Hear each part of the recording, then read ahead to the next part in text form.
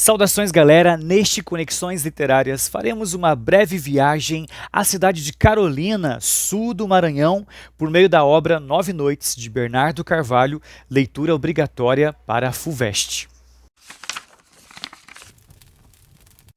O jornalista Bernardo Carvalho nasceu em 1960 na cidade do Rio de Janeiro. Como escritor, ele já ganhou diversos prêmios literários importantes e é reconhecido pela crítica como uma das referências para a literatura contemporânea brasileira. Publicada em 2002, Nove Noites é uma obra de ficção, mas apresenta traços características de um romance jornalístico, policial e investigativo, pois o enredo acaba centralizando um mistério e uma investigação, o suicídio do antropólogo Buell Quinn, de apenas 27 anos, que aconteceu no dia 2 de agosto de 1939, numa floresta entre os estados do Tocantins e Maranhão.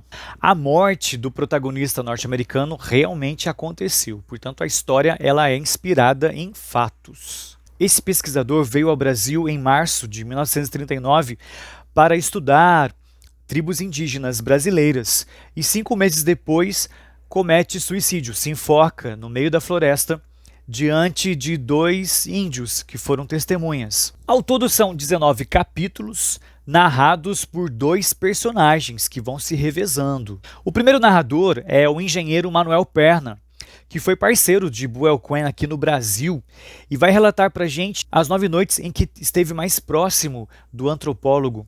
Por isso que a obra se chama Nove Noites. O segundo narrador é um jornalista que está em 2001, vendo uma matéria no jornal, um artigo, e Buell Quinn vai ser citado nessa matéria.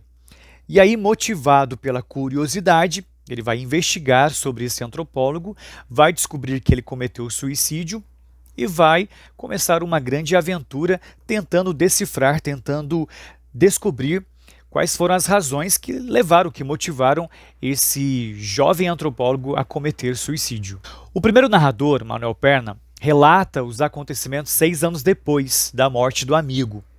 Ele tem em mãos uma carta, que seria a 8ª carta deixada por Buell Quinn. Esta carta não tem um destinatário identificado e é um grande mistério na trama. Essa carta vai ser trunfo do autor para o desfecho da obra.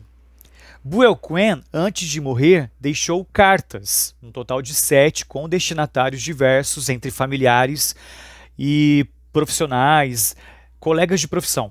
Enquanto isso, neste século, o narrador jornalista começa suas pesquisas no Brasil e também nos Estados Unidos, em busca de pistas, indícios, evidências que esclareçam este mistério. A obra recorre ao recurso do flashback, não só para conduzir o leitor ao passado de Buell Quinn, mas também para trazer à tona algumas memórias da infância do jornalista, que fez algumas viagens com o pai até o norte do país e conviveu um pouco com os indígenas. Portanto, além do suicídio de Buell Quinn, a obra traz reflexões sobre questões sociopolíticas do Brasil, a realidade dos indígenas brasileiros e uma relação um tanto conturbada entre pai e filho. O leitor ele é seduzido pela investigação jornalística e vai até a última página tentar descobrir junto com o jornalista o que realmente aconteceu, quais foram os bastidores dessa história que ficou esquecida pela mídia. Vale a pena a aventura, vale a pena a experiência e o leitor precisa ler com os próprios olhos e descobrir se todo esse mistério será desvendado ou não. Apesar de não ser o foco da obra, o autor apresenta algumas reflexões sobre a relação preconceituosa do homem branco com os indígenas. Isso nos permite fazer uma conexão com o filme Xingu, do cineasta Karl Hamburger. Produção cinematográfica de 2012, Xingu é inspirado numa história real e retrata a Marcha Oeste no Brasil durante a década de 40. O filme conta a história dos irmãos exploradores Orlando, Cláudio e Leonardo, que têm como missão desbravar o centro-oeste do Brasil. Nesta aventura, o espectador é confrontado com a relação que se estabelece entre os irmãos e os nativos do Xingu e de que maneira o encontro de culturas tão distintas promoverá uma transformação para ambas as partes. O filme também chama atenção pela primorosa atuação dos atores e pela fotografia maravilhosa da exuberante flora brasileira. É isso, Conexões Literárias chega ao fim, espero que tenham curtido mais algumas dicas de literatura e cinema. Até a próxima!